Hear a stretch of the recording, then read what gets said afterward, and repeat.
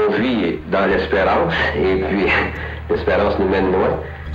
Lui, son but, c'est de donner de l'ouvrage à Valcourt, améliorer les conditions de Valcourt en général. Sa religion, ses valeurs, c'est quelque chose qui était quotidien. Il s'assurait aussi que tout le monde soit bien. Il était sensible. Tout ça, pour moi, c'est ce qu'on appelle développer des valeurs du cœur. On voit que c'est un homme sérieux, mais je pense qu'il était capable de rigoler aussi.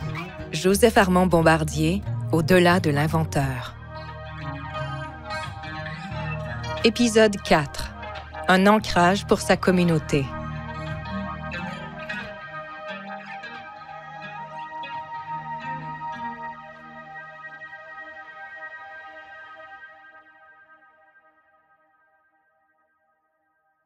Joseph Armand Bombardier, au courant de sa vie, va vraiment essayer de redonner à la communauté le plus possible. C'est de quoi qui tient à cœur pour lui. Raphaël Bourgeois, responsable des collections au Musée de l'ingéniosité J. Armand Bombardier. C'est peut-être aussi parce que l'idée, à l'époque, de faire de l'argent et d'en avoir n'était pas nécessairement toujours bien vue. C'est-à-dire que l'Église nous a enseigné, dans une large mesure, que c'était pas bien d'avoir de l'argent. Jean-François Nadeau, historien et journaliste. Que les pouvoirs temporels, la nécessité de posséder n'étaient pas nécessaires en regard des vues supérieures du Seigneur. Ce qui est surtout commun, c'est le discours sur l'argent. C'est-à-dire qu'il est beaucoup plus facile de dire qu'on est mal à l'aise d'avoir de l'argent que de le donner.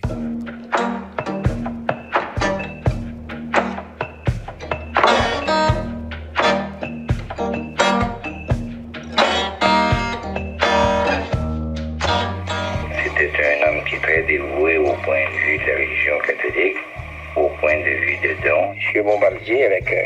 le curé, a engagé M. l'abbé Léveillé pour nous donner des cours de chant à tous les semaines pendant plusieurs années. La messe le matin était toujours là pour chanter avec nous. Même, je crois que c'est lui qui est le premier à vouloir former une chorale à Valcourt.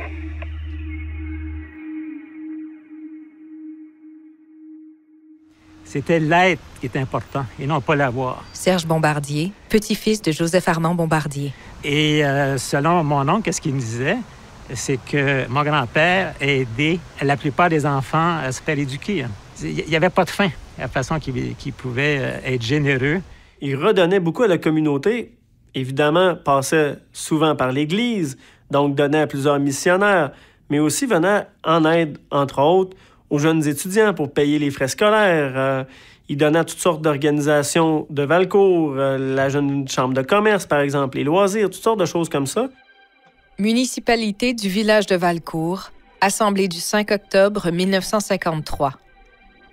Il fut adopté unanimement qu'un vote de félicitations et de reconnaissance soit adressé à M. J. Armand Bombardier de Valcourt en rapport de son terrain d'atterrissage en vue de faire un centre aéronautique probable à Valcourt.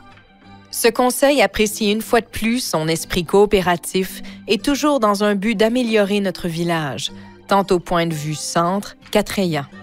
Toutes nos félicitations.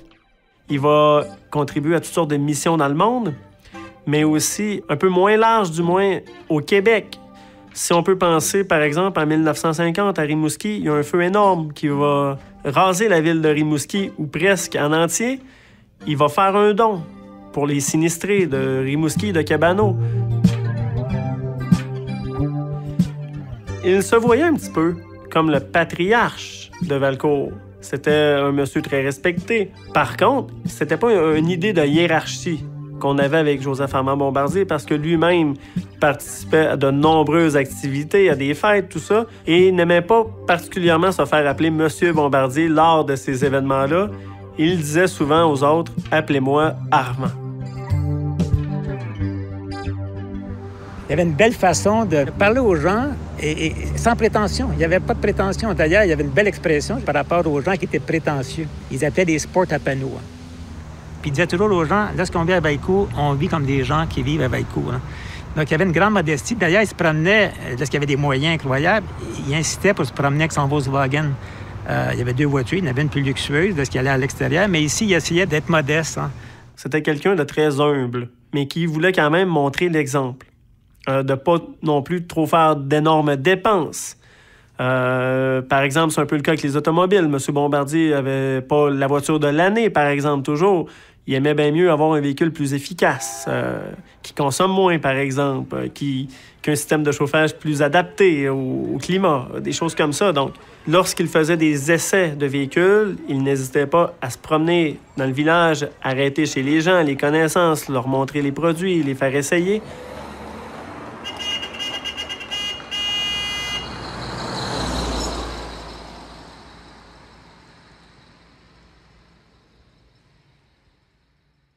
Il ne faut pas penser que Joseph Armand a fabriqué les véhicules lui-même, de A à Z. Il va demander conseil, il va écouter les idées des employés. Moi, je pense qu'on a tort dans notre façon d'envisager l'histoire de toujours relayer notre rapport à ce qu'on voit autour de nous, à le faire porter sur un seul homme. Tout ne dépend pas que d'un seul individu. C'est vraiment le mythe américain. Alors qu'on vit vraiment dans un monde depuis très longtemps qui s'interféconde, où les relations de travail sont importantes aussi. Les gens ont de l'importance pour lui. C'est pas le despote là, comme patron. Là. Loin de là, c'est vraiment tout le temps l'idée de communauté qui revient. L'entraide rurale est quelque chose qui est important aussi. Ça tient à la proximité des malheurs communs. Hein? C'est-à-dire que si on veut faire une grange, on a beau avoir plusieurs enfants, on n'y arrive pas tout seul. Il faut se mettre à plusieurs. C'est ce qu'on appelle des bis. Hein? On va se mettre plusieurs familles qui vont se retrouver pour donner du temps en commun, qui est une forme de monnaie d'échange. Ce qu'on donne cette fin de semaine-là ou ce qu'on donne cette semaine-là au voisin, ben on sait qu'il va nous le redonner au temps où nous, on aura à faire des travaux qui sont importants. Mais ça développe vraiment des comportements sociaux qui sont particuliers, qui sont fondés sur l'entraide, dans une croyance aux capacités individuelles aussi qui sont importantes et dans une sorte d'abnégation en disant que ensemble on est capable.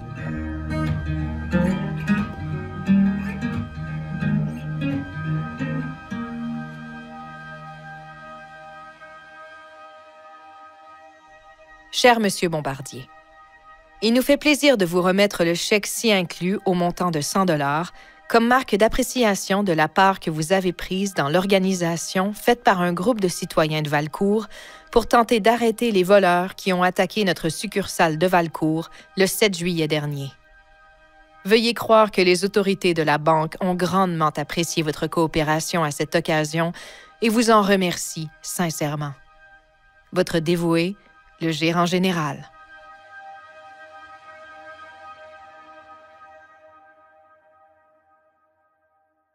Faire quelque chose plus grand que soi. Pas être dans l'ego, être vraiment là pour servir la communauté. Et ça, c'était très présent dans le cas de mon grand-père. Puis ça m'a touché parce que c'est, d'une part, aujourd'hui, ou même historiquement, si tu recules 100 ans, 500 ans, 1000 ans, souvent les dirigeants qui ont duré dans le temps, c'était ces valeurs-là, des valeurs humanistes. Catherine Cloutier, arrière-petite-fille de Joseph Armand Bombardier. Il faisait tout pour pouvoir aider les gens, donc que ce soit ses voisins, que ce soit n'importe qui avait besoin de réparer son véhicule ou lui, il voulait les aider le plus possible. Tu sais, lorsqu'on parle de gentillesse souvent intéressée ou tu parles de gentillesse authentique, il y a deux mondes de différence. Hein. Dans son cas, lui, il y avait le côté paternaliste, mais il y avait beaucoup plus que ça. Je donne des exemples qui me viennent à l'idée. Donc, il y avait certains de ses collaborateurs proches. Lorsqu'il a acheté une partie de Kingsbury, ou le village qui était abandonné, il y avait peut-être 25-30 maisons qui étaient abandonnées depuis un certain temps. Il n'a pas nécessairement donné, mais il les a vendues à un prix vraiment dérisoire et avec un intérêt minime. Mais la chose qui est intéressante, en lisant les engagements, les contrats qu'il y avait, c'est qu'il disait à ces gens-là, si vous respectez vos intérêts, je ne vous les charge pas. Il était sensible, mais c'est juste comment concilier, être sensible, certains vont dire que c'est sentimental, mais avec également une rigueur. Tu sais, avec une imputabilité. Hein. Et tout ça, pour moi, c'est ce qu'on appelle développer tes valeurs du cœur. C'est être capable d'être tough, mais pas méchant. Tough, parce qu'il faut que ça arrive, des choses. Hein. Tu sais, si les choses n'arrivent pas, mais tout le monde perd leur emploi. Mais puis surtout, il faut que tu sois authentique. Là, dans le cas de grand-papa, ma compréhension, c'est que sa religion, ses valeurs, c'est quelque chose qui était quotidien.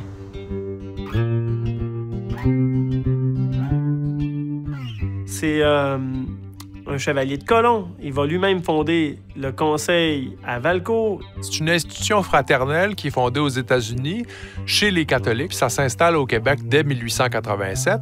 Mais on a, à partir de 1930, au Québec, on a déjà 15 000 membres. En 1959, il y en a 70 000 membres. Au fond, c'est un rôle d'encadrement, un rôle de charité aussi. On organise des œuvres. On a souvent à l'entrée des villages québécois des croix qui ont été données par les chevaliers de colon.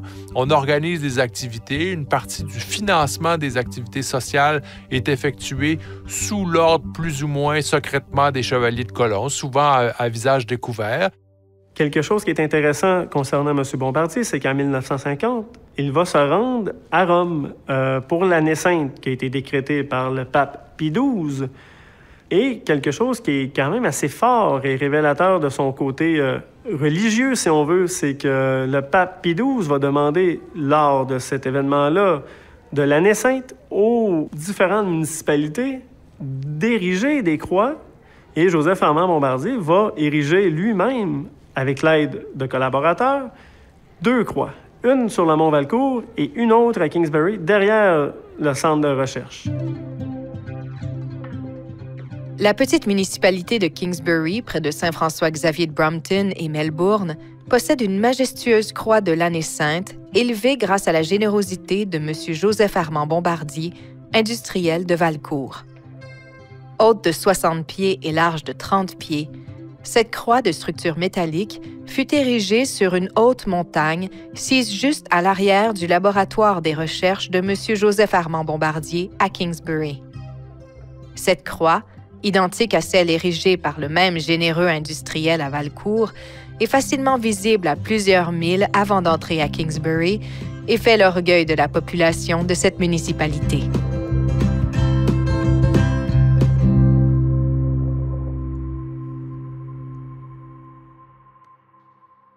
Durant la Seconde Guerre mondiale, comme une partie de la production des véhicules militaires se font à Montréal, il se fait inciter à incorporer l'entreprise et déplacer la production à Montréal.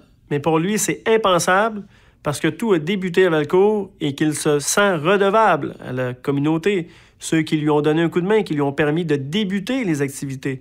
Il n'y avait pas juste des belles intentions, pas juste des belles paroles, il y a des actions qui suivaient à ça. Et souvent, c'est ça qui manque. Hein. Alors, tu sais, pas que les actions suivent, il faut qu'il y ait un alignement. Puis il y avait ce bel alignement-là qu'on trouve peu fréquemment chez les dirigeants. Hein. Il donnait des conseils ici et là à tout le monde, mais s'assurait aussi que tout le monde soit bien. Les conditions de vie étaient importantes pour lui. C'est un peu pour ça qu'il va toujours chercher à ne pas faire de mise à pied, de masse. Tu sais, c'est loin dans le temps. Là. On parle des années 40, 50, 60. Il est parti très jeune. Puis après ça, l'entreprise a pris une envergure incroyable. On disait que tout le reste était oublié. Je trouve ça dommage, hein, parce qu'il faut vraiment retourner à la source. Hein. Et la source, c'était ses valeurs, c'était son cheminement avec son équipe. Hein. Ça, c'est inspirant. Je pense qu'on en parle peut-être de plus en plus parce que les gens veulent comprendre d'où la compagnie vient, de où c'est parti. Donc, dans les médias, on voit un peu plus la compagnie, où elle est aujourd'hui, mais les gens, c'est ça, s'intéressent de plus en plus au fondement. Et donc, je crois que c'est plus par les musées, les documentaires qu'on en entend un peu plus parler. Dans les médias, un peu moins. La nécrologie nous apprenait récemment que M. J. Armand Bombardier est décédé dans un hôpital de Sherbrooke à l'âge de 56 ans à la suite d'une longue maladie. Cette chronique ne nous dit pas cependant les immenses services que M. Bombardier aura rendus, non pas à sa petite localité ou même à la communauté canadienne-française, mais dans une certaine mesure, à l'humanité tout entière. Qui était M. Bombardier? Un homme qui, en dépit de la fortune qu'il a accumulée et de tous les honneurs qu'il aurait pu se mériter, a passé la presque totalité de sa vie dans un atelier, en train d'inventer une machine nouvelle ou de perfectionner celle déjà réalisée. Aujourd'hui, les machines Bombardier sont connues au Canada, aux États-Unis, au Japon, en Norvège, en Finlande, en Roumanie, en Allemagne, bref, dans presque tous les pays d'Europe et dans presque tous les pays du monde.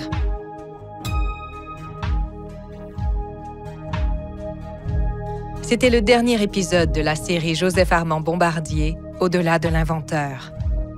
Avec la participation de Catherine Cloutier, Raphaël Bourgeois et Serge Bombardier. Une série originale produite par le Musée de l'ingéniosité J. Armand Bombardier et réalisée par Magnéto. Musique originale, Mehdi Cayenne. Avec les voix de Laurence Dauphinet et Jean-Moïse Martin.